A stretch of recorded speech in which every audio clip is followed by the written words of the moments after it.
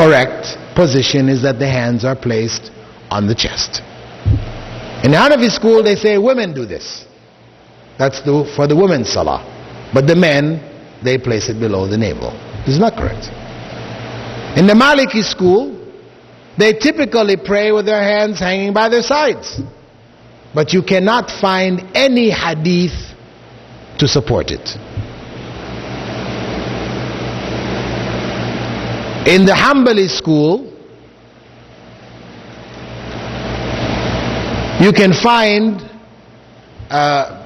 different rulings like the others, which are based actually on weak hadiths. Every last one of the schools, they said, you will find some practices like that. For example, in the Hanbali school, you find the narration that when you go down into sujood, you place your knees before your hands.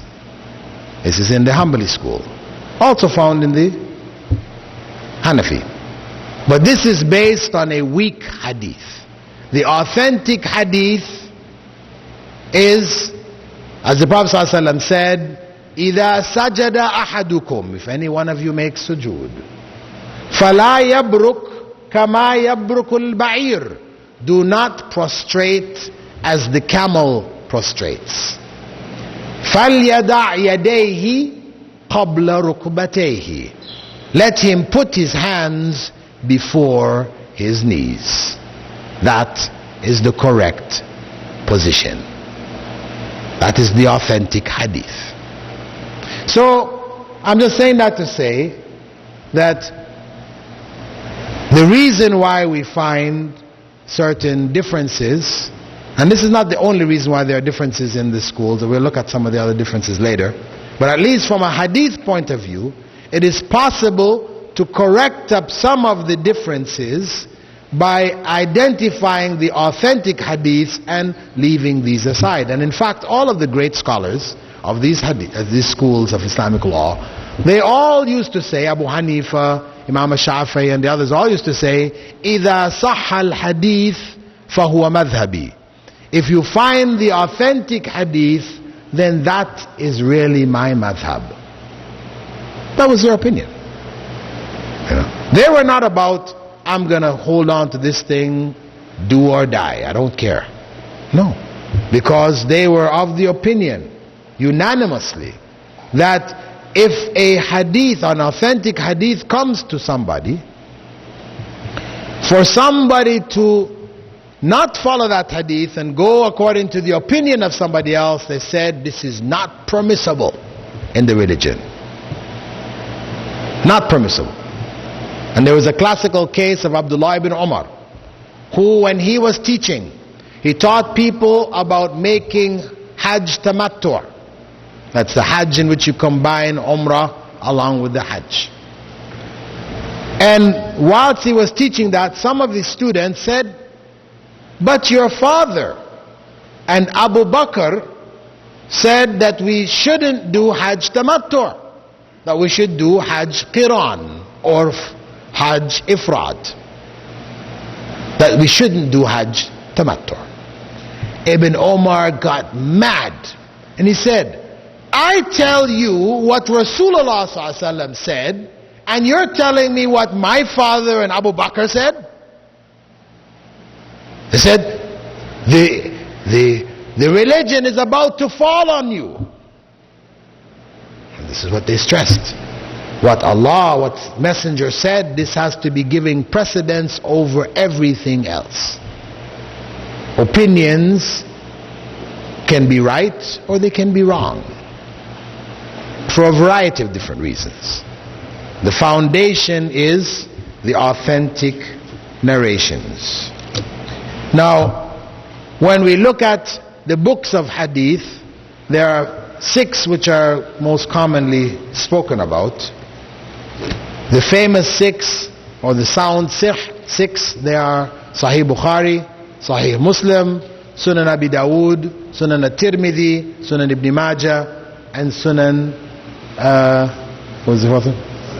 An-Nasai, Sunan An-Nasai. Okay, these are the famous 6. Now, actually the number of hadith books are considerably more than the 6. But these are most commonly known by people. Now the hadiths found in Bukhari and Muslim, these are virtually 100% reliable. That's why they're called Sahih Bukhari, Sahih Muslim. But the hadiths found in the Sunan, they vary. Not all of them are authentic. Tirmidhi, Sunan al-Tirmidhi is the most authentic, or has the highest percentage of authentic hadiths of the 4. Sunan al-Tirmidhi and Sunan Abi Dawood. Then Sunan al-Nasa'i, then Sunan Ibn Majah. In fact, some scholars prefer to put Sunan al-Darimi in place of Sunan Ibn Majah. So those hadiths which are found in the other 4 Sunan and other books similar, they have to be classified before you can use them with surety. The scholar Sheikh Nasiruddin al-Albani rahimahullah, he did a massive work and analyzing these Sunan, these 4 Sunan, going through hadith by hadith and identifying the authentic and the inauthentic. So he has a version of the Sunan which are called Sahih Sunan Abi Dawood, for example. The authentic narrations of Sunan Abi Dawood and Da'if Sunan Abi Dawood. And he separated them into 2 books. And the weak narrations of Abi Dawood. And he did the same for Ibn Majah, so on and so on. So. There is a statement made in the book here, which is 1, 2, 3, 4. 4th from the bottom on page 79. Please correct it. There is a mistype.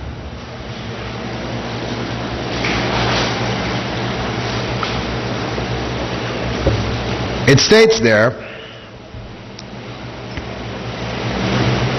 in the 4th line from the bottom, not the footnotes, 4th line from the bottom, page 79.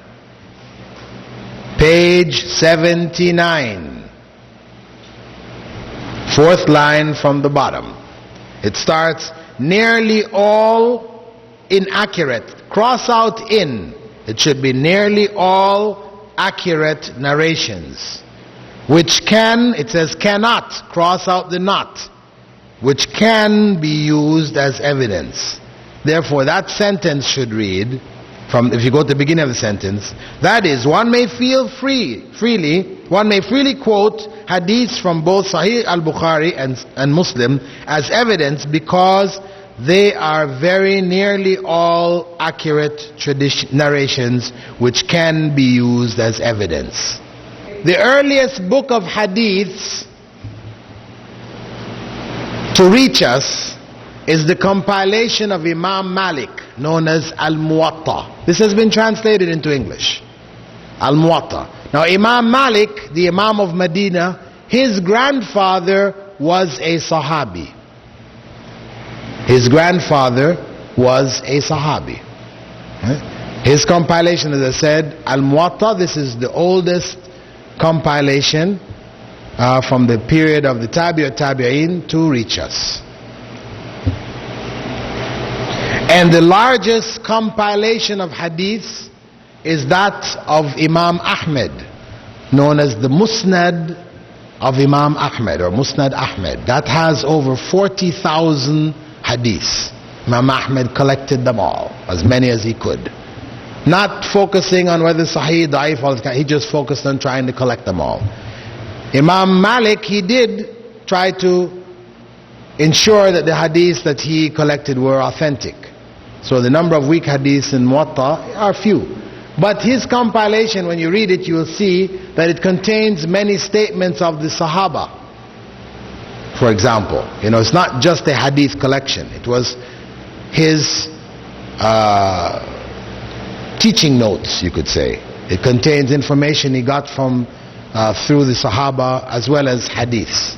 And in that Muwatta, you will see him say there that the position of the hands in Salah is right hand over left hand.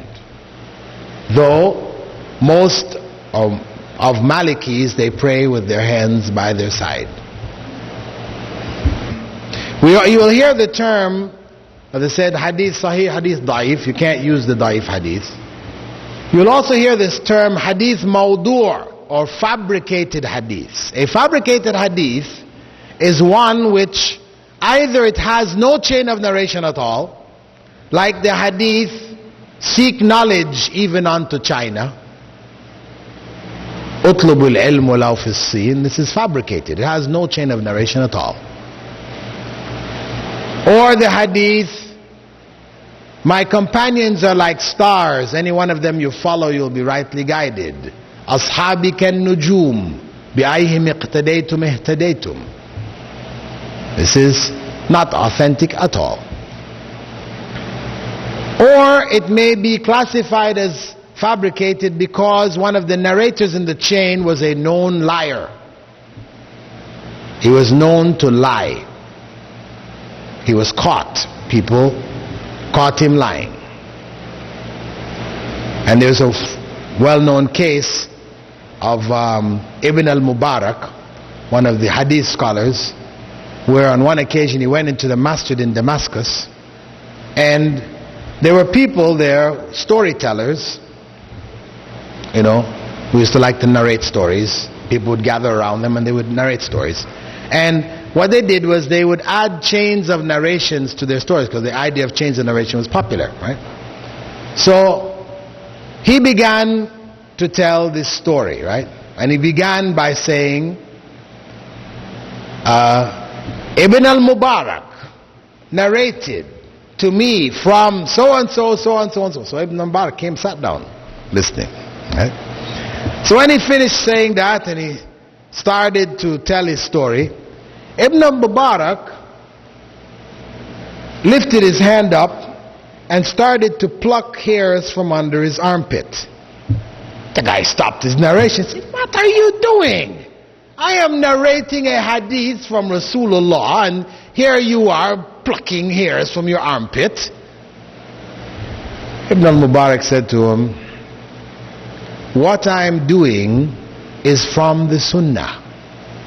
Prophet Muhammad said, "You should pluck the hairs from your armpit." What you are doing is lying, because I never narrated any hadith to you. So, such a person, for example, on that kind of occasion, his name, people would make a note of it. This guy was a known liar. So any hadith he narrated, even if other people narrated it authentic, but he said it, liar. That hadith from him would be considered fabricated, not accepted. Once that label went on you, finish. No matter what you narrated, nobody would accept from you again. The use of hadith da'if. Some people have suggested that it is possible to use hadith da'if in areas of what they call fada'il al-a'mal. That is, fada'il al-a'mal, how do they translate that now? Virtuous deeds, yeah, thank you. Virtuous deeds, meaning not introducing something which isn't already there, but a hadith which talks about reward for a particular thing which is already there. So like, for example, the hadith about Salatul Hajjah. Right? This hadith is da'if. It's found in Fazail al-Amal, which gives you a dua to make. You make 2 rak'ah and you make this dua. They call it Salatul Hajjah. It's in Fazail al-Amal. This hadith is da'if. It introduces something which has no foundation. So you cannot say I can do this because it's from Fazail al-Amal. No, it's not. Because it is introducing something which has no foundation. Right? So that is not acceptable. Whereas a hadith which, though it may be weak, it is talking about something which the Prophet ﷺ already said to do. But it just says, if you do it, you get such and such a reward. So if you did it and there was no such reward, the foundation of what you are doing was already established in the Sunnah. So, no harm. This is what some scholars said. Although the majority of hadith scholars, they rejected this. They said, no, hadith is da'if, don't use it.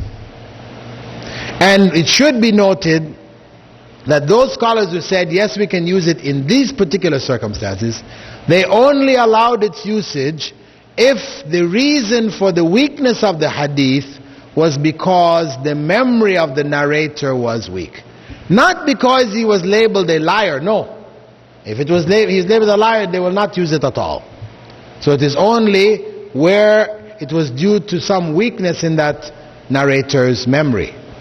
Which means that the likelihood was still there that it could have been authentic. If someone follows some aspects of the sunnah, he grows his beard, wears his pants above his ankles, yet does not practice important sunnahs, he disobeys and yells at his parents and has bad akhlaq altogether, is he still considered as someone who is following the sunnah of the Prophet ﷺ? And if he continuously claims that he follows the sunnah, is he a liar? Sounds like mom trying to get at son. Anyway,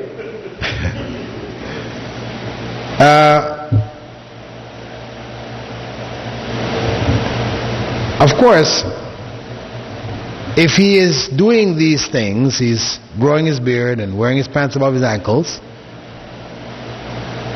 in obedience to Rasulullah ﷺ, then he is following sunnah and he's rewarded for that. But if he is lying, if he yells, he disobeys his parents, he has bad akhlaq, then he is not following the sunnah in this respect, and he's earning for himself the displeasure of Allah, some sins against himself. So because one is doing one thing and according to the sunnah, but another thing not according to the sunnah, this doesn't negate what he is doing, right? So he can still say, yeah, I'm trying to follow the sunnah. It's true, it's trying, but in this regard he's not. And the Prophet ﷺ had said, al-bir husnul khuluq, righteousness, true righteousness is good moral character. That is the essence. True righteousness is good moral character. So obedience to the sunnah, to the instructions of the Prophet ﷺ, should be comprehensive. It shouldn't be in the part that we like and not in the part that we don't like. We want to yell at our parents, so though Allah tells us that we should be kind to them, lower our voice, be gentle and all these other things, but we don't want to listen to that instruction, so we leave that part of the deen and we focus on another part of the deen. Of course it's all important anyway, but we should not leave one part and do another part, pick and choose of the religion as we like.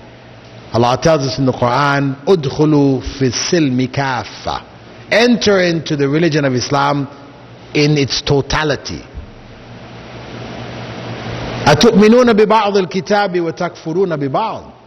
Do you believe in a part of the book and you disbelieve in another part? No, this is not the way of the true believers. Isn't it time for reputed scholars of all the fiqh schools to come together and remove the practices based on da'if hadiths? Well, some scholars have tried to do that. Fiqh al-Sunnah, for example, by Sayyid Sabiq, he tried to bring all the evidences together and put aside the weak ones, identify them, etc. And scholars have done that. You've had meetings in Mecca and elsewhere where scholars have come together to try to bring the authentic information to bear on contemporary issues, etc. In the classification of hadith, is there a classification called Hasan? Yeah, I didn't go into it because it is something we'd go in on another level. Hasan, really, you can stick it under Sahih, because the early scholars only made two categories, Sahih and Da'if. Later scholars added a subcategory of Sahih, which they called Hasan. What should we do if we are left-handed? Clean yourself when you make wudu with your left hand. You have an advantage over everybody else. Right? You know, people think, oh, look at this, it's a right-handed thing. Well, no, not everything. Because according to Sunnah, we should clean ourselves with our left hand. Everybody else is struggling with it. You who are left-handed, you got an easy thing. MashaAllah. But the other things that the Prophet ﷺ said, giving and taking with the right hand, eating with the right hand, we do. Beyond that, if you want to write with your left, no problem. You want to throw a ball with your left, no problem. Islam doesn't insist that you have to do all these other things with your right. No.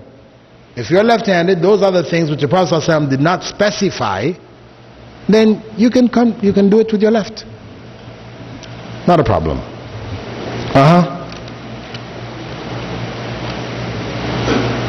Does the 40 hadiths of Nawawi collection contain some weak hadiths? Yes, there are a few.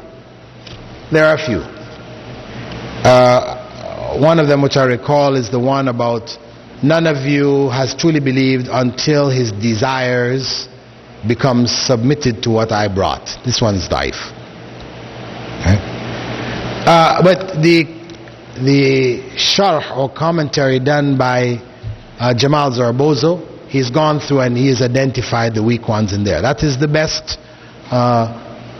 compilation of and commentary on the 40 hadith. It is a compilation that any one of you who wants to read hadith, you should get this compilation. And I recommend it for all of you. If you're serious to increase your Islamic knowledge, then get this set it's a 3-volume set by Jamal Zarbozo. Commentary on the 40 hadith of Nawawi. Nawawi, Nawawi. Nawawi. What do you think of the teachings of Imam Ghazali? Did he use a lot of weak hadiths? Yes, he did. And that's why his book, Ihya Ulum ad-Din, one has to be careful of. He has built a lot of rulings on very weak hadiths. Some of them are fabricated hadiths. He has practices in there which are from Sufi practices which really are unacceptable in Islam altogether. Right?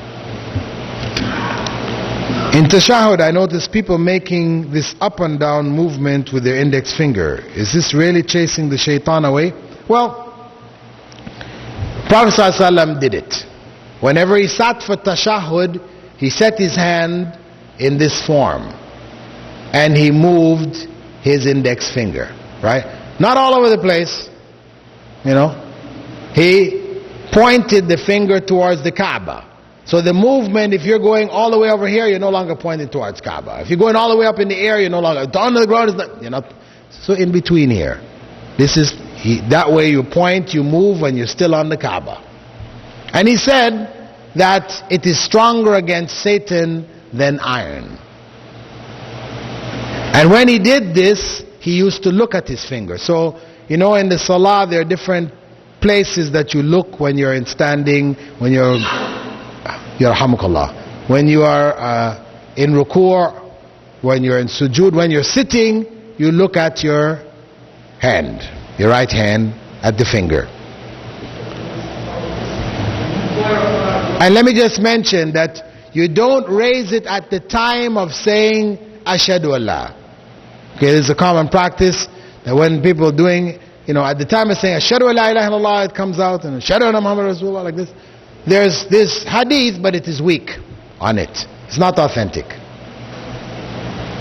So you start from the time you sit for tashahhud, you point and you move all the way till you make taslims. Well, it depends on that's your Shafi'i book. The Shafi'i book that the Muslims in Indonesia follow, they don't do that. They just point right from the very beginning, straight away. Someone I know is Shia, and he does many other things such as removing pure leather during salah or putting his hands up to his ears in sujood. He also puts a clay block where his head touches the ground because Prophet ﷺ touched dirt with his head in sujood. Is this appropriate? If not, what can I support it with? Well, we know that the Prophet ﷺ prayed on a prayer mat. He had a mat that he used to put on the ground and he prayed on it. So we cannot say he always touched his head on the dirt. And that's not why they do it. They do it because that earth, which they call turbat, this little clump of earth, this is taken from Karbala, where Imam Hussein was martyred. He was killed there. And they believe that because his blood was spilt there, that land becomes holy land. Land whose blessings is greater than the blessings of Mecca by some 50,000 times.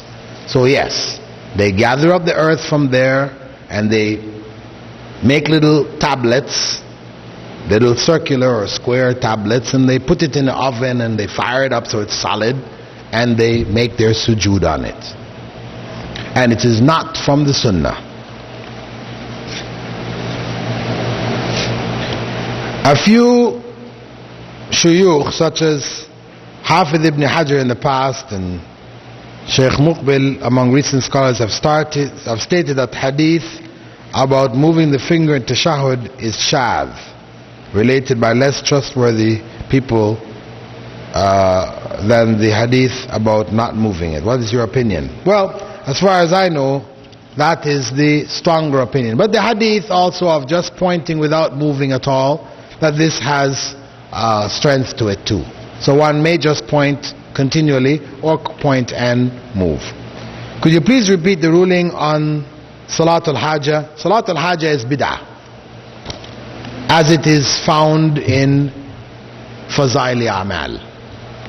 But if one has a need and makes 2 rak'ah and turns to Allah in their own personal dua, that's fine. But the dua which is taught in that narration in Fazaili Amal, it is not authentic. So we don't have a category of what may be called Salatul Hajjah. We have Khutbatul Hajjah, which is the one, Inna alhamdulillah nahmadu wa nasta'inu wa nastaghfiruh. This is called Khutbatul Hajjah. Prophet ﷺ called it that.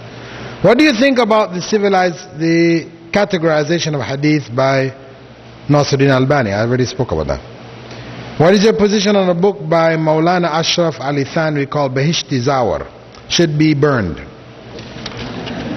It contains many rulings and statements which have no support at all in hadith, bid'ah. Lots of stuff. I know it's the most popular book in the Indian subcontinent, but it is an unreliable book. Right? Maybe about 60 or 70% of it is not useful at all. So I would advise you get rid of it and get a book which like Riyadh al-Salihin. This is a reliable book by Imam Nawawi, where he has gathered together good authentic hadiths covering the same kind of range of topics that you may find in Bahishti Zawar, the heavenly ornaments. If one wanted to get a second wife without having made any contract to keep only one to his first wife, but his wife is threatening to leave him if he gets a second, comment.